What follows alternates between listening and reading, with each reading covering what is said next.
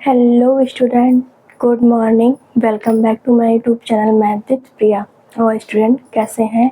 I hope बहुत ही अच्छे होंगे। हम भी बहुत ही अच्छे हैं। एंड हमारा पहला चैप्टर सेट थ्योरी कंप्लीट हो गया है एंड हम सेकंड चैप्टर स्टार्ट कर रहे हैं, रिलेशन एंड फंक्शन। उसका मैंने बहुत ही अच्छे से पूरा पोस्ट किया है, वीडियो प्लेलिस्ट भी बना दी है एंड थोड़े बहुत सारे एग्जाम्पल भी मैंने उसमें कराए हैं, सोल्यूशन भी मैंने दिया है। तो आप लोग को समझ में आया होगा तो मुझे ज़रूर बताइएगा कि मैंने कैसा पढ़ाया, आपको समझ में आया या नहीं आया। सो बताइएगा हमें कमेंट में ज़रूर। जो भी प्रॉब्लम होगी वो भी शेयर करिएगा, मैं ज़रूर सॉल्व करूँगी आपकी प्रॉब्लम। एंड सेकेंड चैप्टर हमारा रिलेशन एंड फंक्शन था। इसका इंट्रोडक्शन मैंने दे दिया था शॉर्ट्स वीडियो में इसके पहले एंड पूरा बता दिया था कि क्या क्या हमें इस चैप्टर में पढ़ना है। इसका थोड़ा सा पार्ट 50% हमें इंटर फर्स्ट ईयर में पढ़ना है एंड 50% हमें इंटर सेकेंड ईयर में पढ़ना है। तो जो 50% है वो हम पढ़ लेते हैं और इंटर में देखा जाएगा, वो भी पढ़ाएंगे, फिलहाल ऐसा नहीं है। सो आइए देखते हैं। हम पहले इसकी समरी दे देते हैं इंट्रोडक्शन करके, उसके बाद हम topic wise topic definition example कराते हैं। मैंने क्या बोला था कि आप रिलेशन एंड फंक्शन पढ़ेंगे तो सेट जानना ज़रूरी है। सेट में एम्प्टी सेट, फाइनाइट सेट, मैंने शॉर्ट वीडियो में जो बताया, शायद यहीं से वीडियो बंद हो गया था तो वही मैं आगे बता रही हूँ। चलिए देख लीजिए पहले इंट्रोडक्शन में।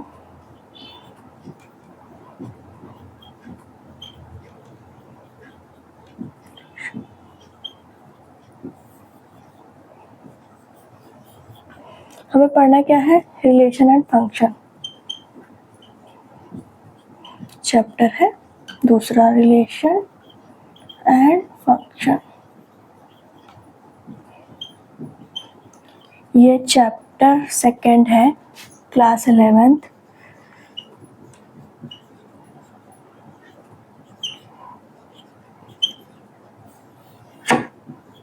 सेट थ्योरी हमने बहुत ही अच्छे तरीके से, बहुत स्पीड में नहीं, धीरे धीरे ही पढ़ी है। तो अगर आप लोग पढ़ना चाहेंगे तो बहुत अच्छे से तैयार कर लेंगे। एंड सेकंड चैप्टर है रिलेशन एंड फंक्शन। हमें अगर रिलेशन पढ़ना है तो हमें सेट के बारे में जानना बहुत ज़रूरी था, जो कि हम पढ़ चुके हैं। रिलेशन एंड फंक्शन डिपेंड करता है set theory.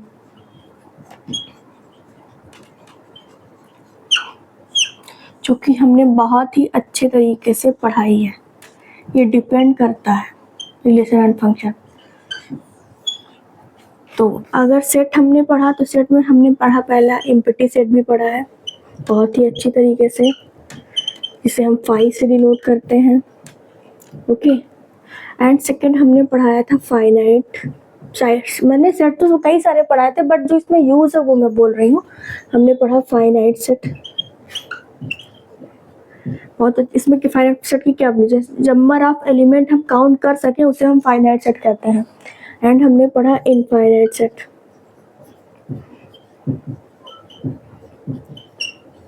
Number of element हम काउंट ना कर सकें उसे हम इनफाइनाइट सेट कहते हैं। हमने ये 3 सेट पढ़े जो सेट थ्योरी में, हमने ये जो 3 सेट पढ़े ये रिलेशन में यूज होगा कहीं ना कहीं।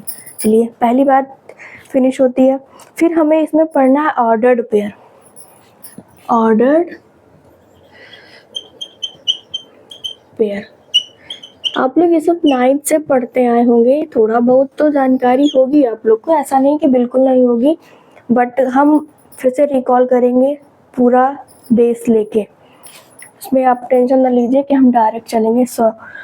तो हमें ऑर्डर्ड पेयर क्या होता है, एक 2D ड्रा करते हैं। ओके, 1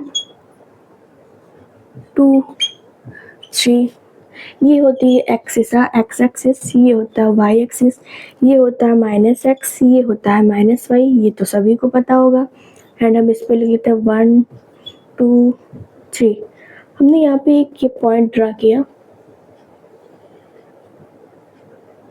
ओके, क्या बना, x, y, I मीन 2 पे, ये 3 पे, ये बना x, y।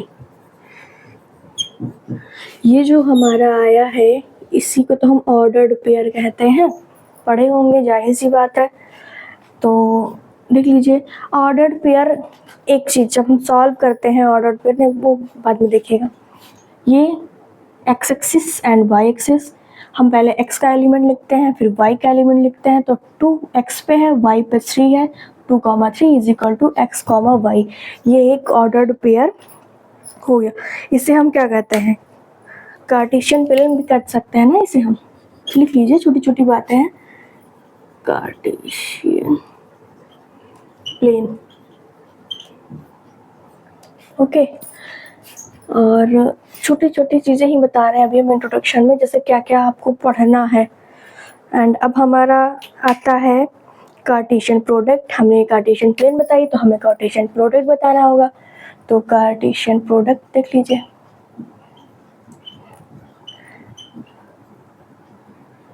और क्रॉस प्रोडक्ट। अब आप पकड़ लिए होंगे कि हम कहना क्या चाह रहे हैं, इससे शायद कंफ्यूजन हुई होगी, बट अब ये नेम से तो आप समझ गए होंगे ना कि हम किसकी बात कर रहे हैं, A cross B and B cross A, और ETC एनीथिंग, कुछ भी आ सकता है। सो अब आप समझ गए होंगे ना कि हम किस चीज़ की बात कर रहे हैं, कार्टेशियन प्रोडक्ट और क्रॉस प्रोडक्ट।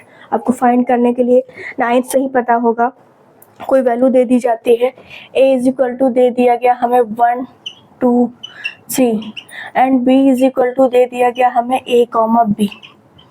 इसका ए क्रॉस बी फाइंड करिए, आपने बहुत सारा फाइंड किया होगा।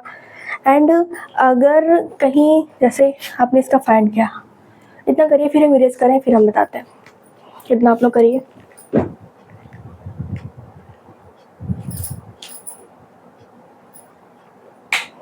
ये समरी बता रहे हैं, ऐसा कुछ ऐसा टेंशन ना लीजिएगा कि हम इतना बता के मैं छोड़ दूंगी, ऐसा कुछ नहीं है। मैं समरी मतलब एज अ मतलब आप डरे ना चैप्टर से, ही इतना डिफिकल्ट चैप्टर नहीं है, इजी चैप्टर है, इस वजह से मैं समरी दे रही हूँ। तो खाली आप देखते जाइए क्या कैसे क्या हो रहा है, इसके बाद मैं एक एक टॉपिक उठाऊंगी, उसका डिफिनीशन विद एग्जाम्पल कराऊंगी, आप टेंशन ना लीजिएगा। पर इतना हो गया होगा, फिर हम आते हैं, चलिए देख लीजिए, इसका हमें फाइंड करना है Cartesian product.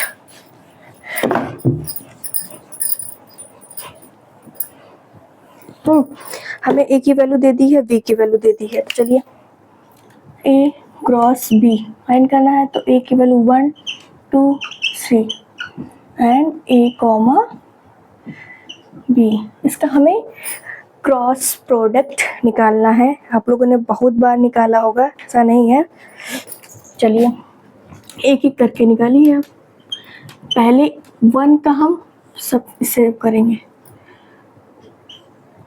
1 comma A and 1 comma B, ये कंप्लीट हुआ। एंड सेकंड देखिए 2 का हम पूरे से करेंगे, 2 comma A and 2 comma B, okay. And 3 का 3 comma A and 3 comma B, ये हो गया इसका Cartesian product and cross product. आप धीरे धीरे आपको मतलब 9th की बातें याद आ रही होंगी कि हाँ हमने ये पढ़ा था। और एक बात आपको बतानी है कि अगर कहीं लिखा हुआ है ऑर्डर्ड पेयर में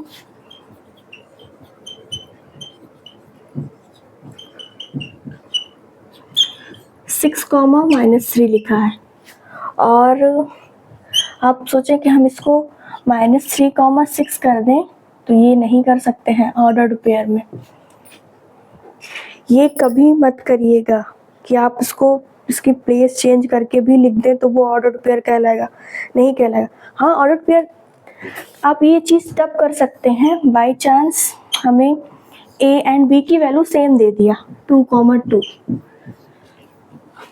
दे दिया, तो इसको आप 2, इसको इधर लाके तो बात तो वही पड़ेगी ना। बट अगर कहीं वैल्यू चेंज है एंड उसको आप ऑर्डर्ड पेयर में लिख रहे हैं और उसका प्लेस चेंज कर दे रहे हैं, तो वो गलत हो जाएगा, ये इक्वल नहीं होगा। बाई चांस हम कहाँ देखते हैं ए डिफरेंस बी फाइंड करते थे जब सेट में, और बी डिफरेंस ए फाइंड करते थे, तो क्या वैल्यू सेम आती थी? नहीं आती थी ना। सो इसलिए अगर हम ए क्रॉस बी फाइंड करेंगे तो हमें वैल्यू जो मिलेगी, तो क्या बी क्रॉस ए जो फाइंड करेंगे वही वैल्यू सेम मिल जाएगी? वो तो सेम वैल्यू होगी तो हमें सेम मिल जाएगी। 2,2 है, 2,2 का प्रोडक्ट निकालिए तो वो सेम मिल जाएगी। 1,1 1,1 का प्रोडक्ट निकालिए, बट अगर वैल्यू चेंज है तो वो सेम नहीं आएगी। सो ये सब छोटी छोटी बातें, इतना मतलब पॉइंट भी नोटेड, मतलब नोट करिएगा, माइंड में नोट करिए कि हमें यहाँ पे ऐसा लिख लीजिए आप, चाहिए याद करने के लिए, कभी नहीं होगा अगर वैल्यू डिफरेंस है तो।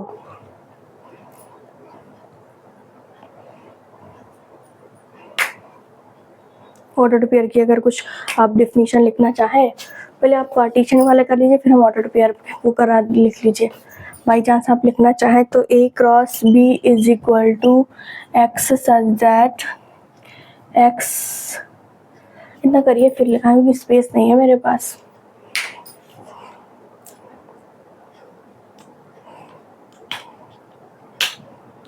जब हमें वैल्यू सेम दे दी जाए तो हमें ऑर्डर पेयर में अगर हम प्लेस चेंज करते हैं तो कोई फर्क नहीं पड़ता है। आई होप हो गया होगा। चलिए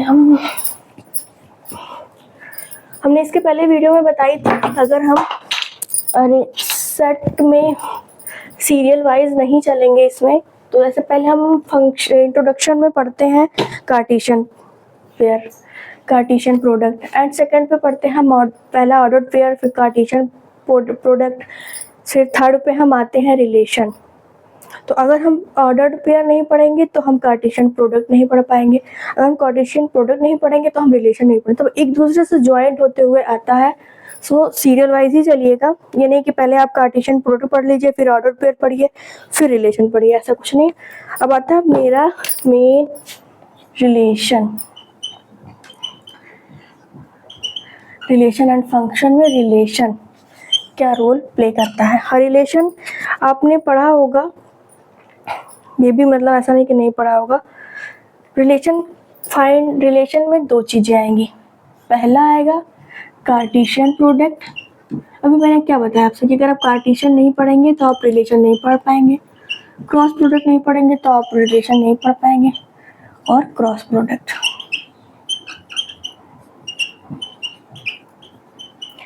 एंड सेकेंड सबसेट, दो चीज़ें आपको पता होनी चाहिए रिलेशन पढ़ने के लिए। तो relation is a subset of Cartesian product, लिख देती हूँ, रिलेशन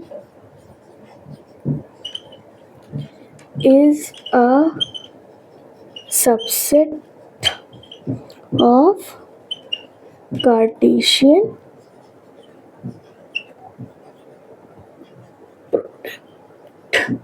किताब समझ जाइएगा, थोड़ा सा राइटिंग पे वो गौर ना करिएगा।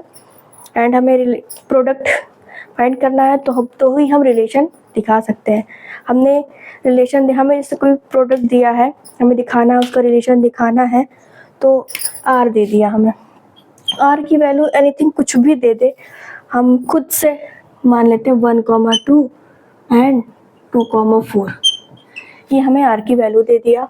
तो हमें दिखाना है कि रिलेट कर रहा है या नहीं रिलेट कर रहा है, ए से या बी से R such that A to B. Okay, और हमें रिलेशन किसी चीज़ का दिखाना है, किसी प्रोडक्ट का, किसी एलिमेंट का हमें रिलेशन दिखाना है, तो हम इस तरह ड्रा कर सकते हैं ना, ये लिख सकते हैं आप A relate to B, B relate to ए।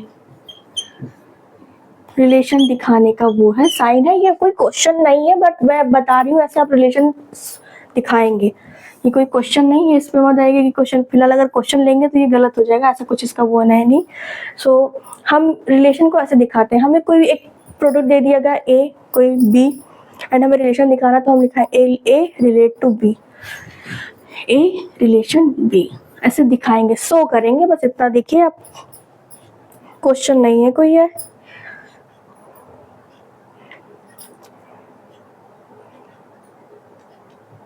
फिलहाल अगर आप कहेंगे तो हम एक क्वेश्चन भी करा देंगे। आई होप इतना हो गया होगा। अब आप समझ गए होंगे ना कि हम रिलेशन एंड फंक्शन पढ़ा रहे हैं या किस तरह का टॉपिक है, इसमें क्या क्या चीज़ें हैं, तो ज़्यादा डिफिकल्ट नहीं है, बहुत अच्छी तरीके से पढ़िएगा। जैसे आप लोगों ने सेट थ्योरी पढ़ा वैसे ही रिलेशन एंड फंक्शन है, एंड घबराइएगा नहीं, बहुत अच्छी तरीके से पढ़िएगा। एंड जो भी प्रॉब्लम होगी आप मुझे बताइएगा, मैं उसका सलूशन ज़रूर दूंगी। अब हम सीधे आते हैं अपना एक टॉपिक उठाएंगे, उसका relation function relation I mean definition लिखाएंगे, फिर उसको एग्जाम्पल कराएंगे तो आपको ज़्यादा अच्छी तरीके से समझ में आएगा। थोड़ी सी समरी थी वो मैंने दे दी है। एंड अब हम आते हैं अपने मेन टॉपिक की तरफ। वीडियो यहीं पे एंड करते हैं, जो नए वीडियो में नए तरीके से पढ़ाएंगे। चलिए ओके, आपको जो भी समझ में आया होगा, समरी थी फिलहाल, इतना समझ में नहीं आएगा मुझे पता है, बट इसके बाद जब डेफिनेशन एग्जाम्पल चलेगा तो आप बहुत अच्छी तरीके से समझ जाएंगे, तो टेंशन मत लीजिएगा। Okay student, bye bye, take care, मिलते हैं नेक्स्ट वीडियो में। Okay bye bye.